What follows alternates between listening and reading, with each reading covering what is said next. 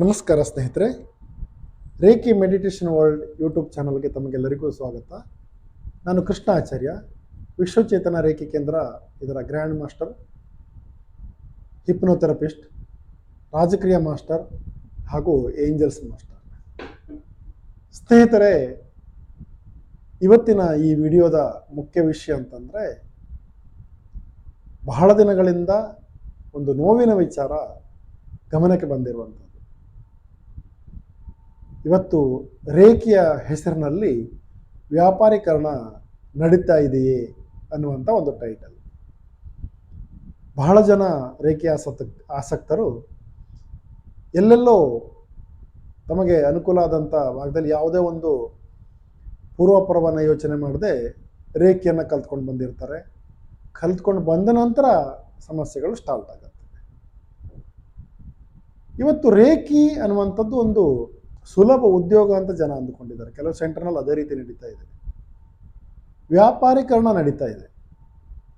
ಇವತ್ತು ರೇಖಿ ಅನ್ನುವಂಥ ಒಂದು ಪವಿತ್ರವಾದಂಥ ವಿದ್ಯೆಯನ್ನು ರೇಖಿ ಮಾಸ್ಟರ್ ಆದವರು ಆಸಕ್ತರಿಗೆ ಅದನ್ನು ಕಲಿಸಿಕೊಡೋದ್ರ ಮೂಲಕ ಅವರಿಗೆ ಸಂಪೂರ್ಣವಾಗಿ ಆ ಒಂದು ವಿಧಾನ ಅನುಸರಿಸಲಿಕ್ಕೆ ಆಗೋ ತನಕ ಅವರಿಗೆ ರಿಪಿಟೇಷನನ್ನು ಕೊಟ್ಟು ಅವರನ್ನು ಒಳ್ಳೆ ರೇಖಿ ಸಾಧಕರನ್ನಾಗಿ ಮಾಡುವಂಥದ್ದು, ಒಂದೊಮ್ಮೆ ಅವ್ರಿಗೆ ಆಸಕ್ತಿ ಇದ್ದರೆ ಅವರನ್ನು ರೇಖಿ ಮಾಸ್ಟರ್ ಆಗಿ ತಯಾರು ಮಾಡುವಂಥದ್ದು ಪ್ರತಿಯೊಬ್ಬ ರೇಖಿ ಗುರುಗಳ ಒಂದು ಕರ್ತವ್ಯ ಆಗಿರ್ತದೆ. ಇವತ್ತು ಆ ಕರ್ತವ್ಯವನ್ನು ಬಿಟ್ಟು ಕೇವಲ ವ್ಯಾಪಾರೀಕರಣವನ್ನು ಮಾಡ್ತಾ ಇರುವಂಥದ್ದು ವಿಪರ್ಯಾಸ. ಬಹಳಷ್ಟು ರೇಖಿ ಆಸಕ್ತರು ಕರೆ ಮಾಡಿಕೊಂಡು, ಗುರುಗಳೇ ಈ ರೀತಿ ನಡೀತಾ ಇದೆ, ನಾವು ಒಂದು ಕಡೆ ಸೇರಿಕೊಂಡಿದ್ವಿ, ಅಲ್ಲಿ ನಮಗೆ ಸರಿಯಾಗಿ ಮಾಹಿತಿ ಕೊಟ್ಟಿಲ್ಲ, ಒಂದು ಪ್ಯಾಕೇಜ್ ಹೆಸರಿನಲ್ಲಿ ಹೇಳಿಕೊಟ್ಟಿದ್ದಾರೆ, ಆದರೆ ಯಾವುದೇ ಬುಕ್ಲೆಟನ್ನು ಕೊಟ್ಟಿಲ್ಲ, ಯಾವುದೇ PDF ಅನ್ನು ಕೊಟ್ಟಿಲ್ಲ, ಆನಂತರ ಗುರುಗಳ ಕಾಂಟ್ಯಾಕ್ಟಿಗೆ ಸಿಗ್ತಾ ಇಲ್ಲ, ರಿಸೆಪ್ಷನಿಸ್ಟ್ ಕೇಳಿದ್ರೆ ಅವರು ಕೂಡ ಅವಾಯ್ಡ್ ಮಾಡ್ತಾ ಇದ್ದಾರೆ, PDF ಕಳ್ಕೊಂಡಿದ್ದೀವಿ ಅಂದರೆ ಹಣ ಸಪ್ರೇಟ್ ಮಾಡ್ತಾ ಇದ್ದಾರೆ, ಗುರುಗಳ ಹತ್ರ ಮಾತಾಡ್ಲಿಕ್ಕೆ ಹೊರಟ್ರೆ ಮತ್ತೆ ಫೀಸ್ ಕೇಳ್ತಾ ಇದ್ದಾರೆ, ಆನಂತರ ನಾವು ಏನಾದರೂ ಮಾಹಿತಿ ಕೇಳಿದ್ರೆ ನೀವು ಹಿಂದೆ ಕಲ್ತಿದ್ದು ಸರಿ ಇಲ್ಲ, ಸ್ಟಾರ್ಟಿಂಗಿಂದ ಕಲೀರಿ ಅಂತ ಹೇಳ್ತಿದ್ದಾರೆ. ಯಾಕೆ ನಾವು ಈ ರೀತಿಯ ಒಂದು ಕಮರ್ಷಿಯಲ್ ಮೈಂಡಿಂದ ಜನರನ್ನು ಪೀಕುವಂಥ ಅಥವಾ ಅವರನ್ನು ಸುಲಿಯುವಂಥ ಪ್ರಯತ್ನ ಮಾಡಿದರೆ ಒಂದಿಷ್ಟು ಕರ್ಮಫಲಗಳು ಕೂಡ ನಮಗೆ ಸುತ್ತಕೊಳ್ತವೆ ಅನ್ನುವಂಥ ಒಂದು ಪ್ರಜ್ಞೆ ಪ್ರತಿಯೊಬ್ಬ ರೇಖಿ ಮಾಸ್ಟ್ರಲ್ಲೂ ಕೂಡ ಇರಬೇಕಾಗ್ತದೆ.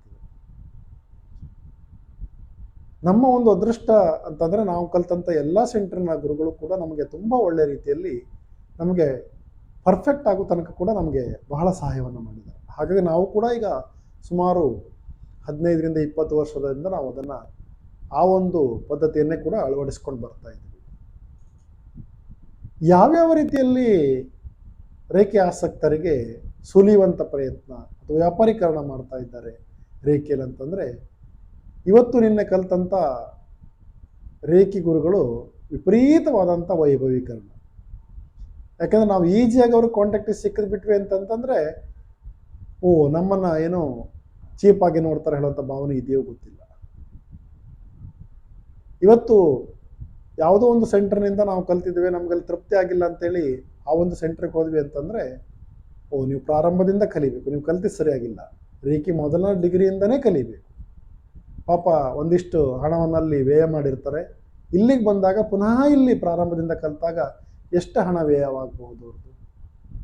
ಹಾಗಾಗಿ ರೇಖಿ ಫೇಲ್ಯೂರ್ ಅಂತ ಅನಿಸ್ಲಿಕ್ಕೆ ಇದು ಕೂಡ ಕಾರಣ ಆಗಿರ್ತದೆ. ಗುರುಗಳ ಒಂದು ಈ ಕಮರ್ಷಿಯಲ್ ಮೈಂಡ್ ಇದು ಕೂಡ ಕಾರಣ ಆಗಿರ್ತದೆ. ಪ್ರಾರಂಭ ಪಾಪ ಅವರು ಅಷ್ಟು ಹಣ ಕಳ್ಕೊಂಡಿದ್ದಾರೆ, ಈಗಲೂ ಕೂಡ ಏನಾದರೂ ಸಾಧಿಸಬೇಕು, ಜೀವನದಲ್ಲಿ ಕಷ್ಟ ಅನುಭವಿಸ್ತಾ ಇದ್ದಾರೆ, ಲೈಫೇ ಬೇಡ ಅಂತ ಅನಿಸಿದೆ ಅನ್ನೋರು ಮತ್ತೆ ಪುನಃ ಇಲ್ಲಿ ಕಲಿಯುವಂಥದ್ದು. ಪ್ರಾರಂಭದಿಂದ ಮತ್ತೆ ಪ್ರತಿಯೊಂದು ಡಿಗ್ರಿಯನ್ನು ಕಲಿತ್ಕೊಂಡು ಹೋಗುವಂಥದ್ದು, ಇದು ಕೂಡ ಒಂದು ವ್ಯಾಪಾರೀಕರಣ ನಡೀತಾ ಇರುವಂಥದ್ದು. ಇನ್ನು ಒಂದು ಕರೆ ಮಾಡಿದರೆ ಸಾಕು, ಮುಗೀತವ್ರ ಕತೆ ಆಯಿತು, ನೀವು ಬನ್ನಿ, ನಿಮಗೆ ಎಲ್ಲನೂ ಹೇಳ್ಕೊಡ್ತೀವಿ, ಹಿಪ್ನೋಟಿಸಮ್ ಹೇಳ್ಕೊಡ್ತೀವಿ, ರೇಖೆಯನ್ನು ಹೇಳ್ಕೊಡ್ತೀವಿ, ಎಲ್ಲನೂ ಕೂಡ ನಿಮ್ಮ ಪೂರ್ವಜನ್ಮದ ಕರ್ಮಗಳನ್ನು ತೆಗಿತೀವಿ. ಇವ್ರು ಹೋದ್ಕೊಳ್ಳಿ, ಇವ್ರ ಕರ್ಮ ಅಂಟ್ಕೊಳ್ಳತ್ತಲ್ಲಿ. ಬರೋದು ಒಂದು 10 ನಿಮಿಷ ಅಟೆಂಡ್ ಮಾಡೋದು, 25-30 ಸಾವಿರ ರೂಪಾಯಿ, 35 ಸಾವಿರ ರೂಪಾಯಿ. ನಾನು ಮೊನ್ನೆ ಕೆಲವು ಗುರುಗಳು ಕೆಲವು ರೇಖೆ ಆಸಕ್ತರು ಕರೆ ಮಾಡಿದರು. ಗುರುಗಳೇ 10 ನಿಮಿಷ ಅಟೆಂಡ್ ಮಾಡಿದ್ದಾರೆ. ಹಿಪ್ನೋಟಿಸಮ್ ಒಂದು ಮೆಥಡನ್ನು ಹೇಳ್ಕೊಡ್ತೆ ಅಂತ ಹೇಳಿದ್ದಾರೆ. ನಿಮ್ಮ ಕರ್ಮ ಫಲವನ್ನೆಲ್ಲ ತೆಗೆದಿದೆ ಅಂತ ಹೇಳಿದ್ದಾರೆ. ರೇಖಿ 2 ಲೆವೆಲ್ ಹೇಳ್ಕೊಟ್ಟು ಒಂದು 4 ಸಿಂಬಲ್ ಹೇಳ್ಕೊಟ್ಟಿದ್ದಾರೆ. 35,000 ರೂಪಾಯಿ ಫೀಸ್ ತಗೊಂಡಿದ್ದಾರೆ. 40,000 ರೂಪಾಯಿ ಫೀಸ್ ತಗೊಂಡಿದ್ದಾರೆ. ಎಲ್ಲಿ ಇಟ್ಕೊಳ್ತೀರಿ ಆ ಹಣನೆಲ್ಲ? ನಿಜವಾಗ್ಲೂ ರೇಖಿಯಲ್ಲಿ ಆ ಥರದ ಫೀಸ್ ಇದೆಯಾ? ಪ್ರತಿಯೊಂದು ಗುರುಗಳು ಕೂಡ ಆತ್ಮಾವಲೋಕನ ಮಾಡ್ಕೊಳ್ಬೇಕು. ಫೇಮಸ್ ಆದಂಥ ಗುರುಗಳು ಒಳ್ಳೆ ಯಾರ್ಯಾರನ್ನೋ ಇಟ್ಕೊಂಡು ಯೂಟ್ಯೂಬ್ ವಿಡಿಯೋವನ್ನು ಮಾಡ್ತಾ ಅವರಿಗೆ ಒಂದಿಷ್ಟು ಹಣ ಕೊಡಬೇಕಲ್ವ? ಈ ರೀತಿ ಸುಲಿಯುವಂಥದ್ದು. ಕೆಲವು ಯೂಟ್ಯೂಬರ್ಸು ಕೂಡ ನಮ್ಮ ಹತ್ರ ಶೇರ್ ಮಾಡ್ಕೊಂಡಿದ್ದಾರೆ, ಈ ಥರ ಅಂತ ಗೊತ್ತಿರಲಿಲ್ಲ, ಈ ಥರ ನಮ್ಮನ್ನು ಸುಳ್ಳು ಹೇಳ್ಕೊಂಡು ಆ ಥರ ಮಾಡಿಸ್ಬಿಟ್ರು ಅಂತೇಳಿ, ಇಂಟರ್ವ್ಯೂ ಮಾಡಿಸ್ಬಿಟ್ರು ಅಂತೇಳಿ. ಯಾಕೆ ಪಾಪ ನಮ್ಮಲ್ಲಿಗೆ ಬರುವವರೆಲ್ಲ ಕೂಡ ಕಷ್ಟವನ್ನು ಎದುರಿಸೇ ಬಂದಿರ್ತಾರೆ. ಅಂಥವರಿಗೆ ನಾವು ಇನ್ನಷ್ಟು ಕಷ್ಟ ಕೊಟ್ಟಂಗೆ ಆಗ್ತದೆ. ಹಾಗಾಗಿ ಪ್ರತಿಯೊಬ್ಬ ಗುರುಗಳು ಕೂಡ ತಮ್ಮನ್ನು ತಾವು ಆತ್ಮಾವಲೋಕನ ಮಾಡಿಕೊಳ್ಬೇಕಾದಂಥ ಅನಿವಾರ್ಯತೆ ಕೂಡ ಇದೆ. ಇನ್ನು ಯಾವುದೇ ಒಂದು PDF ಅನ್ನು ಕೊಟ್ಟರೆ ಅಂತಂತಂದರೆ ನಾಳೆ ದಿನ ಅವರ PDF ಕಳ್ಕೊಂಡು ಬಿಡ್ತಾರೆ, ಡಿಲೀಟ್ ಆಗಿಬಿಡುತ್ತೆ. ಅಥವಾ ಫಾರ್ಮೆಟ್ ಮಾಡುವಾಗ ವೈರಸನ್ನು ಸ್ಕ್ಯಾನ್ ಮಾಡ್ಕೊಳ್ಳುವಾಗ PDF ಡಿಲೀಟ್ ಆಗಿಬಿಡ್ತದೆ, ಹಾರ್ಡ್ ಕಾಪಿ ಕೊಟ್ಟಿರೋದಿಲ್ಲ. ಪುನಃ ಬೇಕು ನಮಗೆ PDF ಅಂತ ಹೇಳಿ ಕಾಲ್ ಮಾಡಿದರೆ ಇಂತಿಷ್ಟು ಫೀಸನ್ನು ಕಟ್ಟಿ. ಇದು ಕೂಡ ವ್ಯಾಪಾರೀಕರಣ ರೇಖೆ ಹೆಸರಿನಲ್ಲಿ. ಆ್ಯಕ್ಚುಲಿ ನಾವು ನಮ್ಮಲ್ಲಿಗೆ ಕಲಿಯಲಿಕ್ಕೆ ಬರುವಂಥವ್ರಿಗೆ ನಾವು ಹಾರ್ಡ್ ಕಾಪಿಯನ್ನು ಕೊಡಬೇಕು, ಯಾವತ್ತೂ ಮಿಸ್ ಆಗಲ್ಲ. ಮತ್ತು ನಾವು ಕೊಟ್ಟಂಥ ಹಾರ್ಡ್ ಕಾಪಿಯಲ್ಲಿ ಕಂಪ್ಲೀಟ್ ಆದಂಥ ಪ್ರಾಕ್ಟೀಸು, ಸಿಂಬಲ್ಸು, ಚಕ್ರ ಧ್ಯಾನ ಇರ್ಬೋದು, ಅಥವಾ ಡಿಸ್ಟೆನ್ಸ್ ಹೀಲಿಂಗ್ ಮಾಡುವಂಥದ್ದು ಇರ್ಬೋದು, ಅಥವಾ ಡೈರೆಕ್ಟ್ ಹೀಲಿಂಗ್ ಮಾಡುವಂಥದ್ದು ಎಲ್ಲನೂ ಕೂಡ ಇದ್ದಿರುತ್ತೆ. ಕಾರ್ಡ್ ಕಟ್ಟಿಂಗ್ಸ್ ಇರ್ಬೋದು, ರಿಗ್ರೆಷನ್ ಥೆರಪಿ ಇರ್ಬೋದು, ಪ್ರತಿರೂಪ ಪಯಣ ಇರ್ಬೋದು, ಎನರ್ಜಿ ಗ್ರಿಡ್ ಆ್ಯಕ್ಟಿವೇಶನ್ ಇರ್ಬೋದು, ಅಫರ್ಮೇಷನ್ಸ್ ಕೊಡೋದಿರ್ಬೋದು, ಎಲ್ಲನೂ ಕೂಡ ಇರುತ್ತೆ. ಆ ರೀತಿ ಕೊಟ್ಟಾಗ ಮಾತ್ರ ಕ್ಲಿಯರ್ ಕಟ್ಟಾಗಿ ಅವರಿಗೆ ಪ್ರಾಕ್ಟೀಸ್ ಮಾಡಲಿಕ್ಕೆ, ಬೇರೆಯವ್ರಿಗೆ ಹೀಲ್ ಮಾಡಲಿಕ್ಕೆ ಅನುಕೂಲ ಆಗುತ್ತೆ. ಇಲ್ಲಿ PDF ಕೊಡೋದ್ರಿಂದ ಏನು ಪ್ರಯೋಜನ ಇದೆ? ಕೆಲವು ಗುರುಗಳು ಹೇಳ್ಕೊಳ್ತಾರೆ, ನಾನು ಕೊಡುವಂಥ PDF ಫೈನಲು, ನನಗೆ ಕರ್ನಾಟಕದಲ್ಲಿ ನನಗಿಂತ ಒಳ್ಳೆ ಗುರುಗಳಿಲ್ಲ, ನಾನು ಕೊಟ್ಟಿರೋದೇ ಸರಿ, ಯಾವನೋ PDF ಹಾರ್ಡ್ ಕಾಪಿ ಕೊಡ್ತಾನೆ, ಅವನು ಸರಿ ಇಲ್ಲ, ಇವನು ಸರಿ ಇಲ್ಲ ಹೇಳುವಂಥದ್ದನ್ನು ಕೂಡ ಅವರ ಸ್ಟೂಡೆಂಟ್ಸಿಗೆ ಹೇಳಿದ್ದು ಕೂಡ ಗಮನಕ್ಕೆ ಬಂದಿದೆ. ದಯವಿಟ್ಟು ಅಂಥ ತಪ್ಪನ್ನು ನಾವು ಮಾಡೋದು ಬೇಡ. ರೇಖಿ ಗುರುಗಳಾಗಿದ್ದರು ಅವರಿಗೆ ಹಾರ್ಡ್ ಕಾಪಿಯನ್ನು ಕೊಡೋಣ. ವಿಚಿತ್ರ ಅಂದರೆ ಏನಾಗಿದೆ ಅಂದರೆ, ನಾವು ಹಾರ್ಡ್ ಕಾಪಿ ಕೊಡಿದ್ರೆ ಯಾವುದೋ ಒಂದು ಗುರುಗಳದ್ದು ಕೊಡಬೇಕಾಗತ್ತೆ. ಅದೇ ಒಂದು ಸಂಕೋಚ ಇವರಿಗೆ.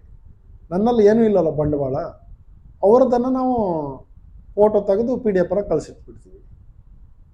ನೀವು ಮಾಡ್ಕೊಳ್ಳಿ, ನೀವು ಜೆರಾಕ್ಸ್ ಮಾಡ್ಕೊಳ್ಬೋದು, ಅಥವಾ ನೀವೇ ಪ್ರಿಂಟೌಟ್ ತೆಗಿಬೋದು. ಮಾಡ್ಕೊಂಡು ಕೊಟ್ಟಾಗ ಆ ಸ್ಟೂಡೆಂಟ್ಸಿಗೆ ಅವನ ಡೈಲಿ ಪ್ರಾಕ್ಟೀಸಿಗೆ ತುಂಬ ಅನುಕೂಲ ಆಗುತ್ತೆ. ಯಾವುದೇ ಗೊಂದಲಗಳಿರೋದಿಲ್ಲ. ನಾವು ಕೂಡ ಅವರಿಗೆ ಯಾವುದೇ ಗೊಂದಲವನ್ನು ಸೃಷ್ಟಿ ಮಾಡ್ತಾರ ಆಗೋದಿಲ್ಲ. ಹಾಗಾಗಿ ಆ PDF ಕೊಡುವಂಥ ಒಂದು ಪ್ರಕ್ರಿಯೆಯನ್ನು ನಾವು ಪ್ರತಿಯೊಂದು ಗುರುಗಳು ಕೂಡ ಮಾಡಬೇಕಾಗತ್ತೆ. ಸರಿ, PDF ಒಟ್ಟಿಗೆ ಹಾರ್ಡ್ ಕಾಪಿ ಕೊಡುವಂಥ ಒಂದು ಮೆಥಡನ್ನು ನಾವು ಮಾಡಬೇಕಾಗತ್ತೆ. ಆವಾಗ ನಮ್ಮ ವಿದ್ಯೆ ಕೂಡ ಸರಿಯಾಗಿ ಅದು ಪಾಸ್ ಆಗುತ್ತೆ ಮುಂದಿನವರಿಗೆ. ಇನ್ನು ಗುರುಗಳನ್ನು ಕಾಂಟ್ಯಾಕ್ಟ್ ಮಾಡೋದು ಮರೀಚಿಕೆ. ಎಂತೆಂಥ ಬಿಲ್ಡಪ್ ಸ್ಟಾರ್ಟ್ ಆಗಿದೆ ಇವತ್ತಂತಂದರೆ ದೇವರೇ ಕಾಪಾಡಬೇಕು. ಯಾರೋ ಒಬ್ಬರು ರಿಸೆಪ್ಷನ್ ಇಟ್ಕೊಂಡಿರ್ತಾರೆ, ಅವನ ತಲೆ ಹರಟೆ ಥರ ಏನೇನೋ ಮಾತಾಡ್ತಾನೆ. ಗುರುಗಳು ಎಂಗೇಜ್ ಇದ್ದಾರೆ, ಗುರುಗಳು ಕಾಂಟ್ಯಾಕ್ಟ್ ಸಿಗೋದಿಲ್ಲ, ಗುರುಗಳು ಏನು ಹೇಳ್ಕೊಟ್ಟಿದ್ದಾರೆ ಅದನ್ನು ಮಾತ್ರ ಮಾಡಿದ್ದ, ಅವನಿಗೊಂದು ಒಳ್ಳೆ ಉದ್ಯೋಗ ಆಗ್ಬಿಟ್ಟಿದೆ, ಆಫೀಸರ್ ಥರ ಇದ್ದುಬಿಡ್ತಾನೆ.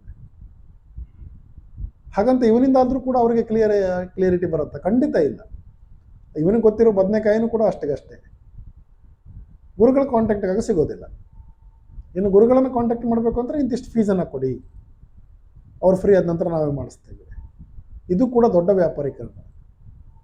ಏನಿದೆ, ನಾವು ಬಿಲ್ಡಪ್ ಕೊಡುವಂಥ ಅವಶ್ಯಕತೆ ಏನಿದೆ? ನಾವು ಅವರಿಂದ ಫೀಸನ್ನು ತಗೊಂಡಿರ್ತೀವಿ, ಆ ಫೀಸಿಗೆ ತಕ್ಕನಾಗಿ ಸೇವೆಯನ್ನು ಕೊಡಬೇಕು. ಎಷ್ಟೊತ್ತಿಗಾದರೂ ನಾವು ಒಂದು ಟೈಮನ್ನು ಫಿಕ್ಸ್ ಮಾಡಿ ಪ್ರತಿದಿನ ಅವ್ರಿಗೆ ಆ ಟೈಮಿಗೆ ನೀವು ಕಾಲ್ ಮಾಡಿ ಅಂತ ಹೇಳ್ಬೋದು. ಆ ಟೈಮಿಗೆ ನಾವು ಈ ಡೌಟ್ ಇದ್ದವರಿಗೆ ಅಟೆಂಡ್ ಮಾಡಲಿಕ್ಕಾಗಿ ಒಂದು ಟೈಮನ್ನು ರಿಸರ್ವ್ ಇಟ್ಕೊಳ್ಬೋದು. ಅಥವಾ ಅವರಿಂದ ಯಾವುದಾದ್ರು ವಾಯ್ಸ್ ಕಾಲನ್ನು ಹಾಕಿ ನಾವು ಆಮೇಲೆ ರಿಪ್ಲೈ ಮಾಡ್ತೀವಿ, ನಾವು ಎಂಗೇಜ್ ಇದ್ದಾಗ, ಆ ಥರ ಕೂಡ ಹೇಳ್ಬೋದು. ಅದು ಕೂಡ ಮಾಡೋದಿಲ್ಲ. ಬದಲಾಗಿ ಒಂದು ಕಾಲ್ ಮಾಡಿದರೆ ಇಂತಿಷ್ಟು ಫೀಸ್ ಕಟ್ಟಬೇಕು ನೀವು. ಇದೆಲ್ಲ ಯಾಕೆ? ಇದೆಲ್ಲ ಆ್ಯಕ್ಚುಲಿ ನಾವು ನೋಡಿದಂಥ ಸತ್ಯ ಅಂತಂತಂದರೆ ನಮ್ಮ ಗುರುಗಳು ಹೇಳಿದಂಥ ಕಿವಿ ಮಾತು. ನಾವು ಎಲ್ಲ ವಿಷಯದಲ್ಲೂ ಅವರಿಗೆ ಫೀಸನ್ನು ಮಾಡ್ತಾ ಹೋದಾಗ ಅವರ ಕರ್ಮಫಲಗಳು ಕೂಡ ನಮ್ಮನ್ನು ಸುತ್ತಕೊಳ್ಳುತ್ತಂತೆ. ಇನ್ನೊಬ್ಬರ ಕರ್ಮಫಲ ತೆಗೆಯುವಂಥ ನಮ್ಮ ಉದ್ಯೋಗ ಮಾಡೋದು ಬಿಟ್ಟು ಇನ್ನೊಬ್ಬರ ಕರ್ಮಫಲವನ್ನು ತೆಗೆದುಕೊಳ್ಳುವಂಥ ದುಸ್ಥಿತಿ ನಮಗೆ. ಅದರ ಒಂದು ಸತ್ಯವನ್ನು ಪ್ರತಿಯೊಂದು ರೇಖಿ ಗುರುಗಳು ಅರ್ಥ ಮಾಡ್ಕೊಂಡಿರ್ಬೇಕು. ಹಾಗಾಗಿ ಈ ಥರದ ಒಂದು ವ್ಯಾಪಾರೀಕರಣ ಕೂಡ ನಡೀತಾ ಇದೆ. ಅಷ್ಟೇ ಅಲ್ಲ, ಕಾರ್ಡ್ ಕಟಿಂಗ್. ಈ ಕಾರ್ಡ್ ಕಟಿಂಗ್ ಹೆಸರಿನಲ್ಲಿ ರೇಖೆಯನ್ನು ಮಾಡ್ಕೊಳ್ಳಿಕ್ಕೆ ಬಂದಾಗಲೇ ಅವ್ರನ್ನ ಹಿಡ್ಕೊಂಡ್ಬಿಡ್ತಾರೆ. ನಿಮಗೆ ಕಾರ್ಡ್ ತುಂಬ ಇದೆ, ಕಾರ್ಡ್ ಕಟ್ಟಿಂಗನ್ನು ನೀವು ಮಾಡೋ ಹಾಗಿಲ್ಲ, ನಿಮ್ಗೆ ಆ ಎಬಿಲಿಟಿ ಇಲ್ಲ, ನಾವು ಮಾಡ್ತೇವೆ, ಇಂತಿಷ್ಟು ಫೀಸ್ ಎಕ್ಸ್ಟ್ರಾ ಆಗುತ್ತೆ. ಆ ರೇಖಿ ಕೋರ್ಸ್ಗಳಿಗಿಂತ ಡಬಲ್ ಫೀಸನ್ನು ಮತ್ತು ಅಲ್ಲಿ ತಗೊಳ್ಳುವಂಥದ್ದು ಕಾರ್ಡ್ ಕಟ್ಟಿಂಗ್ ಹೆಸರಿನಲ್ಲಿ. ಆ ಕಾರ್ಡ್ ಕಟ್ಟಿಂಗನ್ನು ನೀವು ಕೂಡ ಮುಂದೆ ಮಾಡಬಾರ್ದು ಹೇಳುವಂಥ ರೂಲ್ಸ್. ಏಂಜಲ್ಸ್ ಆ್ಯಕ್ಚುಲಿ ಏನಿದೆ ಅಂತಂದರೆ, ಏಂಜಲ್ ಆ್ಯಂಡ್ ದೇವಸ್ ಥೆರಪಿಯ ಮೊದಲ ಡಿಗ್ರಿಯನ್ನು ಮಾಡಿಕೊಳ್ಳುವಾಗಲೇ ಗುರುಗಳಾಗಿದ್ದವರು ಅವರಿಗೆ ಕಾರ್ಡ್ ಕಟ್ಟಿಂಗನ್ನು ಕಟ್ ಮಾಡೋದನ್ನು ಹೇಳ್ಕೊಡ್ಬೇಕಾಗುತ್ತೆ. ಆ ಕಾರ್ಡ್ ಕಟ್ಟಿಂಗನ್ನು ಯಾವ ರೀತಿ ಮಾಡಬೇಕು, ನಿಮಗೆ ನೀವು ಯಾವ ರೀತಿ ಮಾಡ್ಕೊಳ್ಬೇಕು, ಬೇರೆಯವ್ರಿಗೆ ಯಾವ ರೀತಿ ಮಾಡಬೇಕು ಅನ್ನೋದನ್ನು ನಾವು ಕ್ಲಿಯರ್ ಕಟ್ಟಾಗಿ ಹೇಳ್ಕೊಡ್ಬೇಕಾಗತ್ತೆ. ಇವರು ಅದನ್ನು ಭಯ ಬೀಳಿಸ್ಬಿಡ್ತಾರೆ, ನಿಮ್ಗೆ ಕಾರ್ಡ್ ಕಟ್ಟಿಂಗನ್ನು ಮಾಡುವಂಥ ಯೋಗ್ಯತೆಯೇ ಇಲ್ಲ. ನಾನು ಒಂದು ಸಾರಿ ಕಾರ್ಡ್ ಕಟ್ಟಿಂಗ್ ಮಾಡಿದ್ದೀನಿ ಅಂತಂದರೆ 3 ವರ್ಷ ತನಕ ವ್ಯಾಲಿಡಿಟಿ ಇರುತ್ತೆ. ಎಲ್ಲಿ ವ್ಯಾಲಿಡಿಟಿನೂ ಗೊತ್ತಿಲ್ಲ, ಯಾವುದೇ ಮನುಷ್ಯನಿಗೆ ವ್ಯಾಲಿಡಿಟಿ ಇಲ್ಲ, ಅದರಲ್ಲಿ ಕಾರ್ಡ್ ಕಟ್ಟಿಂಗ್ ಮಾಡಿದಕ್ಕೆ ವ್ಯಾಲಿಡಿಟಿ ಇರುತ್ತೆ. ಈ ರೀತಿ ಅದಕ್ಕೆ ನಾನೇ ಬ್ರಹ್ಮ, ನನ್ನ ಮುಂದೆ ಮತ್ತೆ ಯಾರು ಗುರುಗಳಿಲ್ಲ. ಇವೆಲ್ಲ ಕೂಡ ನಡೀತಾ ಇರುವಂಥದ್ದು. ಕಾರ್ಡ್ ಬಗ್ಗೆ ಮತ್ತೆ ತಪ್ಪು ಮಾಹಿತಿಯನ್ನು ಕೊಡುವಂಥದ್ದು. ಎಲ್ಲ ಬಸ್ಸಲ್ಲಿ ಓಡಾಡೋದ್ರಿಂದ ಕಾರ್ಡ್ ಬರುತ್ತಂತೆ, ಫೋನಲ್ಲಿ ಮಾತಾಡೋದ್ರಿಂದ ಕಾರ್ಡ್ ಬರುತ್ತಂತೆ, ಫಂಕ್ಷನಲ್ಲಿ ಅಟೆಂಡ್ ಮಾಡೋದ್ರಿಂದ ಕಾರ್ಡ್ ಬರುತ್ತಂತೆ, ಸ್ಕೂಲಲ್ಲಿ ಕಾರ್ಡ್ ಬರುತ್ತಂತೆ. ಇದೆಲ್ಲ ಏನಂತ ಅರ್ಥ ಆಗ್ತಾ ಇಲ್ಲ. ಆ್ಯಕ್ಚುಲಿ ಕಾರ್ಡ್ ಅಂದರೆ ಏನು ಅನ್ನೋದೇ ಗುರುಗಳಾಗಿದ್ದವರಿಗೆ ಸ್ಪಷ್ಟ ಚಿತ್ರಣ ಗೊತ್ತಿರಬೇಕು. ಆ ಕಾರ್ಡ್ ಹೆಸರಿನಲ್ಲಿ ಅವ್ರನ್ನ ಭಯ ಬೀಳಿಸುವಂಥ ಪ್ರಯತ್ನ ನಾವು ಮಾಡಬಾರ್ದು. ನಿಜವಾಗ್ಲೂ ಕಾರ್ಡ್ ಅಂದರೆ ಇವರು ತಿಳ್ಕೊಂಡಿದ್ದೇ ತಪ್ಪಿದೆ. ಅಲ್ಲಿ ಅನಾವಶ್ಯಕ ಯಾರೊಟ್ಟಿಗೆ ಕಾಲಲ್ಲಿ ಅಟೆಂಡ್ ಆಗೋದಾಗಲಿ, ಫಂಕ್ಷನ್ಗೆ ಅಟೆಂಡ್ ಆಗೋದಾಗಲಿ, ಬಸ್ಸಲ್ಲಿ ಓಡಾಡೋದ್ರಿಂದಾಗಲಿ ಕಾರ್ಡ್ ಬರೋದಿಲ್ಲ. ಆ ಕಾರ್ಡ್ ಅಂದರೆ ನಿಜವಾದ ಅರ್ಥ ಏನು? ಕಾರ್ಡ್ ನಮ್ಗೆ ಹೇಗೆ ಬರ್ತದೆ? ಕಾರ್ಡ್ ನಮಗೆ ಸಬ್ಕಾನ್ಷಿಯಸ್ ಮೈಂಡಿಂದ ನಮ್ಮ ಅವ್ರಾಗ ಯಾವ ರೀತಿ ಎಂಟ್ರಿ ಕೊಡ್ತದೆ, ಅದಕ್ಕೆಲ್ಲ ನಮ್ಮ ಸ್ವಯಾರ್ಜಿತ, ಅದು ನಾವು ಮಾಡ್ಕೊಳ್ಳೋಂಥ ಎಡವಟ್ಟುಗಳೇ ಕಾರಣ ಆಗಿರ್ತದೆ. ಅದ್ರ ಬದಲು ಇವರಿಗೆ ಭಯ ಬೀಳಿಸುವಂಥದ್ದು, ಕಾರ್ಡನ್ನು ನಾನೇ ಕಟ್ ಮಾಡ್ತೀನಿ ಅಂತ ಹೇಳುವಂಥದ್ದು, ಆ ರೀತಿ ಒಂದು ವ್ಯಾಪಾರೀಕರಣ ನಡೀತಾ ಇದೆ. ಹಾಗಾಗಿ ಸ್ನೇಹಿತರೆ, ಇದನ್ನು ಯಾಕಾಗಿ ನಾವು ನಿಮ್ಮಲ್ಲಿ ಚರ್ಚೆ ಮಾಡಬೇಕಾದಂಥ ಅನಿವಾರ್ಯತೆ ಬಂತು ಅಂದರೆ, ಈ ಒಂದು ವಿಚಾರ ನಿಮ್ಮ ಗಮನಕ್ಕೆ ಬರಬಹುದು. ಹಾಗಾಗಿ ಇವತ್ತು ನೀವು ರೇಖಿಯನ್ನು ಕಲಿಬೇಕು ಅನ್ನುವಂಥ ಒಂದು ಮಹತ್ವಾಕಾಂಕ್ಷೆಯನ್ನು ಇಟ್ಕೊಂಡು ಕೆಲವು ಸೆಂಟ್ರಿಗೆ ವಿಸಿಟ್ ಮಾಡ್ತೀರಿ. ಸೋಷಿಯಲ್ ಮೀಡಿಯಾದಲ್ಲಿ ಬಹಳಷ್ಟು ಸೆಂಟರ್ಗಳು ನಿಮಗೆ ಸಿಗ್ತವೆ. ಪೂರ್ವಾಪರವನ್ನು ಯೋಚನೆ ಮಾಡದೆ ನೀವು ಯಾವುದಾವುದೊಂದು ಸೆಂಟ್ರಿಗೆ ಹೋದಾಗ ನೀವು ಈ ರೀತಿ ಹಣ ಕಳ್ಕೊಳ್ಳುವಂಥ ಒಂದು ಸಂದರ್ಭ ಬಂದುಬಿಡುತ್ತೆ ಅಲ್ಲಿ. ಹಾಗಾಗಿ ನೀವು ನಿಮ್ಮ ಪರಿಚಯದವರು ಹಿಂದೆ ಯಾರಾದರೂ ಯಾವ ಸೆಂಟರ್ನಲ್ಲಿ ಕಲ್ತಿದ್ದಾರೆ, ಅಲ್ಲಿ ಯಾವ ಪದ್ಧತಿ ಇದೆ ಅನ್ನೋದನ್ನು ಸರಿಯಾಗಿ ಅರ್ಥೈಸ್ಕೊಂಡು ಅಥವಾ ಪೂರ್ವಾಪರವನ್ನು ಯೋಚನೆ ಮಾಡಿಕೊಂಡು ನೀವು ರೇಖೆಯನ್ನು ಕಲಿಯುವಂಥ ಪ್ರಯತ್ನ ಮಾಡಿ. ಇವತ್ತು ರೇಖೆ ಕಲೀಲಿಕ್ಕೆ ಬಹಳ ಸುಲಭ ದಾರಿಗಳಿವೆ. ನೀವು ಒಂದು ಸೆಂಟರ್ಗೆ ಇಲ್ಲಿಂದನೇ ಹೋಗಬೇಕು ಅಂತ ಇರೋದಿಲ್ಲ, ಆನ್ಲೈನ್ನಲ್ಲಿ ಕಲಿತ್ಕೊಳ್ಬೋದು. ಮತ್ತು ನಿಮ್ಗೆ ನೀವು ಕಲೀಲಿಕ್ಕೆ ಹೊರಟಂಥ ಗುರುಗಳು ಯಾವ ರೀತಿ ಇದ್ದಾರೆ, ಅವರ ಹಿನ್ನೆಲೆ ಏನು, ಅವರ ಹಿರಿಗುರುಗಳು ಯಾರು ಅನ್ನೋದನ್ನೆಲ್ಲ ನೀವು ಮೊದಲಿಗೆ ಚೆಕ್ ಮಾಡಿಕೊಳ್ಳಿ ದಯವಿಟ್ಟು. ಯಾಕಂತಂದರೆ ನಮ್ಮ ಕರ್ನಾಟಕದ ಕೆಲವು ಗುರುಗಳು ತುಂಬ ಒಳ್ಳೆಯ ಗುರುಗಳು ಸಿಗ್ತಾರೆ ನಮಗೆ. ಅಂಥ ಗುರುಗಳ ಶಿಷ್ಯರಿಂದ ನೀವು ತಗೊಂಡಾಗ ಆ ವಿದ್ಯೆ ಕೂಡ ನಿಮಗೆ ಸರಿಯಾಗಿ ಸಿಕ್ಕಿರುತ್ತದೆ. ಅದನ್ನು ಬಿಟ್ಟುಕೊಂಡು ಇವತ್ತು ಸೋಷಿಯಲ್ ಮೀಡಿಯಾದಲ್ಲಿ 1-2 ಲೆವೆಲ್ ಕಲ್ತ್ಕೊಂಡು ರೇಖೆ ಮಾಡುವಂಥವ್ರಿಗೂ ಉದಾಹರಣೆಗಳು ಸಿಗ್ತವೆ. ಅಥವಾ ತಮ್ಮ ಗುರುಗಳ ಹೆಸರನ್ನು ಹೇಳದೆ ಹೈಡ್ ಮಾಡಿ ಇಟ್ಕೊಂಡಿರ್ತಾರೆ, ಯಾಕಂದ್ರೆ ತಾವು ಮಾಡುವಂಥ ಎಕ್ಸ್ಪೆರಿಮೆಂಟ್ ಗೊತ್ತಾಗ್ಬಿಡತ್ತಲ್ಲ ಅಂತ ಹೇಳ್ಕೊಂಡು. ಮತ್ತು ಕೆಲವರು ಕೂಡ ನಿಮಗೆ 1-2 ಲೆವೆಲ್ ಹೇಳ್ಕೊಂಡು ಅಲ್ಲಿಗೆ ಕ್ಲೋಸ್ ಮಾಡಿಬಿಡ್ತಾರೆ, ನಿಮ್ಮ ಗ್ರೂಪಿಂದ ತೆಗೆದುಬಿಡ್ತಾರೆ. ನಿಮ್ಮ ಮಾಸ್ಟರ್ ಡಿಗ್ರಿ ಹೋಗಲಿಕ್ಕೆ ಅವಕಾಶ ಕೊಡೋದಿಲ್ಲ. ಯಾಕಂದರೆ ತನಗೆ ಇನ್ನೊಬ್ಬ ಕಾಂಪಿಟೇಟರ್ ರೆಡಿ ಅಂತ ಹೇಳ್ಕೊಂಡು ತಮಗೆ ಬರುವಂಥ ಬಿಸ್ನೆಸ್ ಹಾಳಾಗತ್ತೆ ಅಂತೇಳಿ ಮುಂದಿನ ಲೆವೆಲನ್ನು ಹೇಳ್ಕೊಡ್ದಿದ್ದಂಥ ಗುರುಗಳು ಕೂಡ ಇದ್ದಾರೆ. ಹಾಗೆ ನೀವು ಇದನ್ನೆಲ್ಲ ಸರಿಯಾಗಿ ಚೆಕ್ ಮಾಡ್ಕೊಳ್ಬೇಕಾಗತ್ತೆ. ಮತ್ತು ಮೆಥಡ್ ವಿಚಾರದಲ್ಲೂ ಕೂಡ ಹಾಗೆಯೇ, ಯಾವುದು ಸರಿಯಾದ ಮೆಥಡು ನೆನ್ಪಿಟ್ಕೊಳ್ಳಿ. ರೇಖೆಯಲ್ಲಿ ಮೊದಲ ಡಿಗ್ರಿಯಲ್ಲಿ ನೀವು 26 ಪಾಯಿಂಟಿಗೆ ನೀವು ಪ್ರಾಕ್ಟೀಸನ್ನು ಸರಿಯಾಗಿ ಮಾಡಿಲ್ಲ ಅಂತಂದರೆ ನಿಮ್ಮ ಮೆಡಿಟೇಷನ್ ಜರ್ನಿ ಸರಿ ಆಗೋದಿಲ್ಲ. ಹಾಗಾಗಿ ರಾಜಕೀಯ ರೇಖೆ ಕಲಿಯುವಾಗ ಫಸ್ಟ್ ಡಿಗ್ರಿ ರೇಖೆಯನ್ನು ಕಲ್ತ್ಕೊಂಡೇ ಬರಬೇಕು ಅನ್ನುವಂಥ ಉದ್ದೇಶ ಇರೋದು ಕೂಡ ಇದನ್ನೇ, ನಿಯಮ ಇರೋದು ಕೂಡ ಇದಕ್ಕೇ. ನಿಮ್ಮ ಕಂಪ್ಲೀಟ್ ಬಾಡಿಯನ್ನು ಕ್ಲೆಂಜ್ ಮಾಡುವಂಥದ್ದು ಹಸ್ತಕ್ರಮ. ಆ ಹಸ್ತಕ್ರಮ ನೀವು ಮಾಡಿಕೊಳ್ಳೇಬೇಕು. ಹಸ್ತಕ್ರಮ ಮಾಡ್ಕೊಳ್ಳೋದೇ ಬರೀ 7 ಚಕ್ರಾಸಿಗೆ ಹೀಲ್ ಮಾಡೋದಾಗಲಿ, ಕುಂಡಲಿನಿ ಚಕ್ರಕ್ಕೆ ಮಾತ್ರ ಹೀಲ್ ಮಾಡೋದಾಗಲಿ, ಅಥವಾ ಕ್ರಿಸ್ಟಲ್ಸನ್ನು ಇಟ್ಕೊಂಡು ಹೀಲ್ ಮಾಡೋದಾಗಲಿ, ಅಥವಾ ಭ್ರಮರಿಯನ್ನು ಹೇಳ್ತಾ ಹೀಲ್ ಮಾಡೋದಾಗಲಿ ಮಾಡಿದರೆ ನಿಮ್ಮ ಮೆಡಿಟೇಷನ್ ಜರ್ನಿ ಕಂಪ್ಲೀಟ್ ಆಗೋದಿಲ್ಲ. ಹಾಗಾಗಿ ಇಂಥ ವಿಚಾರಗಳನ್ನು ಸೂಕ್ಷ್ಮವಾಗಿ ಅವಲೋಕಿಸಿಕೊಂಡು ನೀವು ಸರಿಯಾದ ಗುರುಗಳಲ್ಲಿ ದೀಕ್ಷೆನ ಪಡ್ಕೊಳ್ಳಿ. ಆನ್ಲೈನಲ್ಲೂ ಕೂಡ ಈಗ ದೀಕ್ಷೆ ಸಿಗತ್ತೆ. ಗುರುಗಳು ಸರಿಯಾಗಿ ಮಾಡ್ಕೊಂಡಿರ್ತಾರೆ. ಮತ್ತು ನೀವು ಯಾವುದೇ ಕಾರಣಕ್ಕೂ ಇಂತಿಷ್ಟು ಟೈಮ್ ಅಂತ ಫಿಕ್ಸ್ ಇಲ್ಲ. ನೆನ್ಪಿಟ್ಕೊಳ್ಳಿ, ಕೆಲವು ಗುರುಗಳು ಹೇಳುವಂತಿದ್ದಾರೆ ಇಂಥ ಒಂದು ಬ್ರಾಹ್ಮಿ ಮುಹೂರ್ತದಲ್ಲೇ ನೀವು ಮಾಡಿ ಪ್ರಾಕ್ಟೀಸನ್ನು. ಖಂಡಿತ ಆ ಥರ ಏನು ರೂಲ್ಸ್ ಇಲ್ಲ. ನಿಮಗೆ ಅನುಕೂಲ ಆಗುವಂಥ ಟೈಮಲ್ಲಿ ನೀವು ಮಾಡಬಹುದು. ಸೂರ್ಯೋದಯದ ನಂತರ ಮಾಡ್ಬೋದು, ಮಧ್ಯಾಹ್ನದ ಒಳಗಡೆ ಕೂಡ ಮುಗಿಸ್ಕೊಳ್ಬೋದು. ಇದರಿಂದ ಡಬಲ್ ಬೆನಿಫಿಟ್ ಆಗುತ್ತೆ. ಒಂದನೇದು, ಸೂರ್ಯ ಮಧ್ಯಾಹ್ನದ ಹೊತ್ತಿಗೆ ತುಂಬ ಪವರ್ಫುಲ್ ಆಗಿರೋದ್ರಿಂದ ಅಲ್ಲಿಯ ಗ್ಯಾಲಕ್ಸಿ ಎನರ್ಜಿಗಳು ಪವರ್ಫುಲ್ ಆಗಿ ನಿಮಗೆ ಸಿಗುವಂಥದ್ದು ಒಂದು ಕಾರಣ. ಆದರೆ ನೀವು ಮಧ್ಯಾಹ್ನದ ಒಳಗಡೆ ಪ್ರಾಕ್ಟೀಸ್ ಮಾಡೋದ್ರಿಂದ ಇಡೀ ದಿನದಲ್ಲಿ ನೀವು ಸ್ನಾನ ಮಾಡುವಾಗ, ಬಟ್ಟೆ ಚೇಂಜ್ ಮಾಡುವಾಗ ನಿಮ್ಮ ಹಸ್ತ ನಿಮ್ಮ ದೇಹಕ್ಕೆ ಸ್ಪರ್ಶ ಆಗ್ತಾನೆ ಇರ್ತದೆ. ಅದರಿಂದ ನಿಮಗೆ ಅಡಿಷ್ನಲ್ ಆಗಿ ಹೀಲಿಂಗ್ ಆಗ್ತಾ ಇರ್ತದೆ. ರಾತ್ರಿ ಹೊತ್ತು ಮಾಡ್ಕೊಳ್ಳೋದ್ರಿಂದ ನಿಮಗೆ ರಿಮೈನಿಂಗ್ ಟೈಮು ತುಂಬ ಕಮ್ಮಿ ಇರ್ತದೆ. ನಾಳೆ ಸೂರ್ಯೋದಯ ಒಳಗಡೆ ನಿಮಗೆ ಎಲ್ಲ ಎನರ್ಜಿಗಳು ಕೂಡ ಯಾವುದಕ್ಕೂ ಯೂಸ್ ಆಗದೆ ವೇಸ್ಟ್ ಆಗುವಂಥ ಸಾಧ್ಯತೆ ಇರ್ತದೆ. ಹಾಗಾಗಿ ಈ ಮೆಡಿಟೇಷನ್ ಜರ್ನಿಯಲ್ಲಿ ನೀವು ಸರಿಯಾಗಿ ಅರ್ಥೈಸ್ಕೊಂಡು ಸರಿಯಾದ ಗುರುಗಳ ಹತ್ರ ದೀಕ್ಷೆನ ಪಡ್ಕೊಂಡು ನಿಮ್ಮ ಮೆಡಿಟೇಷನ್ ಜರ್ನಿಯನ್ನು ನೀವು ಮಾಡಿಕೊಳ್ಳಿ. ಇನ್ನು ಯಾವುದೇ ಸೆಂಟರ್ನಲ್ಲಿ ನೀವು ಕಲಿತಾಗ ನಿಮಗೆ ರಿಪಿಟೇಷನ್ ಬಹಳ ಇಂಪಾರ್ಟೆಂಟ್ ಆಗುತ್ತೆ. ಇದನ್ನು ನೆನ್ಪಿಟ್ಕೊಳ್ಳಿ. ಯಾವ ಸೆಂಟರ್ನಲ್ಲಿ ವೆಬಿನಾರನ್ನು ಮತ್ತು ರಿಪಿಟೇಷನ್ಸನ್ನು ಮಾಡ್ತಾ ಇರ್ತಾರೋ ಆ ಸೆಂಟರ್ನಲ್ಲೇ ನೀವು ಆಯ್ಕೆ ಮಾಡಿಕೊಳ್ಳಿ. ಯಾಕೆ ಅಂತಂದರೆ ಒಮ್ಮೆ ಕಲಿತಂಥದ್ದು ನಿಮಗೆ ಒಂದೆರಡು ದಿನದಲ್ಲಿ ಮರ್ತೋಗುವಂಥ ಸಾಧ್ಯತೆ ಇರ್ತದೆ. ಹಾಗಾಗಿ ಪದೇ ಪದೇ ರಿಪಿಟೇಷನ್ ಯಾವ ಸೆಂಟರ್ನಲ್ಲಿ ಕೊಡ್ತಾರೋ ಅವಾಗ ಬೇರೆ ಸ್ಟೂಡೆಂಟ್ಸಿಗೆ ಕ್ಲಾಸ್ ಇದ್ದಾಗಲೂ ಕೂಡ ನಾವು ಜಾಯಿನ್ ಹಾಕ್ಕೊಳ್ಬೋದು. ನಮಗಿರುವಂಥ ಡೌಟ್ಸನ್ನು ಕ್ಲಿಯರ್ ಮಾಡ್ಕೊಳ್ಬೋದು. ಮತ್ತು ಯಾವ ಸಿಂಬಲ್ಸ್ ಬಗ್ಗೆ ಇರ್ಬೋದು, ಚಕ್ರ ಧ್ಯಾನದ ಬಗ್ಗೆ ಇರ್ಬೋದು, ಹಸ್ತಕ್ರಮದ ಇರ್ಬೋದು, ಆನಂತರ ಪೆಂಡಲಮ್ ಹೀಲಿಂಗ್ ಇರ್ಬೋದು, ಹೀಲಿಂಗ್ ವ್ಯಾಂಡ್ ಹೀಲಿಂಗ್ ಇರ್ಬೋದು, ಕ್ರಿಸ್ಟಲ್ ಹೀಲಿಂಗ್ ಇರ್ಬೋದು, ಎಲ್ಲನೂ ಕೂಡ ಕ್ಲಿಯರ್ ಕಟ್ಟಾಗಿ ತಿಳ್ಕೊಳ್ಳಿಕ್ಕೆ ಅವಕಾಶ ಆಗುತ್ತೆ. ಹಾಗಾಗಿ ವೆಬಿನಾರು ರಿಪಿಟೇಷನನ್ನು ಜಾಸ್ತಿ ಎಲ್ಲಿ ಕಂಡಕ್ಟ್ ಮಾಡ್ತಾರೋ ಅಲ್ಲೇ ಮಾಡಿಕೊಳ್ಳಿ. ನಿಮಗೆ ರಿಪಿಟೇಷನ್ಗೂ ಅನುಕೂಲ ಆಗುತ್ತೆ. ನಿಮ್ಮ ಡೌಟ್ಗಳು ಕೂಡ ಬೇಗ ಬೇಗ ಕ್ಲಿಯರ್ ಆಗ್ತದೆ. ಮತ್ತು ಆದಷ್ಟು ಗುರುಗಳು ನಿಮ್ಗೆ ಯಾರು ಕಾಂಟ್ಯಾಕ್ಟ್ನಲ್ಲಿ ಇರ್ತಾರೋ ಮತ್ತು ಅವರ ಹಿನ್ನೆಲೆಯನ್ನು ತಿಳ್ಕೊಳ್ಳಿ, ಅವರ ಗುರುಗಳ ಹಿನ್ನೆಲೆ ತಿಳ್ಕೊಳ್ಳಿ. ಆವಾಗ ನಿಮ್ಮ ಮೆಡಿಟೇಷನ್ ಜರ್ನಿ ಸರಿಯಾಗುತ್ತೆ. ಮತ್ತು ಪದೇ ಪದೇ ಹಣವನ್ನು ಪೀಕುವಂಥದ್ದು, ಅಂದರೆ ಹಣವನ್ನು ನಿಮ್ಮಿಂದ ಕಿತ್ಕೊಳ್ಳುವಂಥ ಸೆಂಟರ್ಗಳು ತುಂಬ ಇದ್ದಾವೆ. ಅದರಿಂದ ನೀವು ಎಚ್ಚರ ಇರಬೇಕು.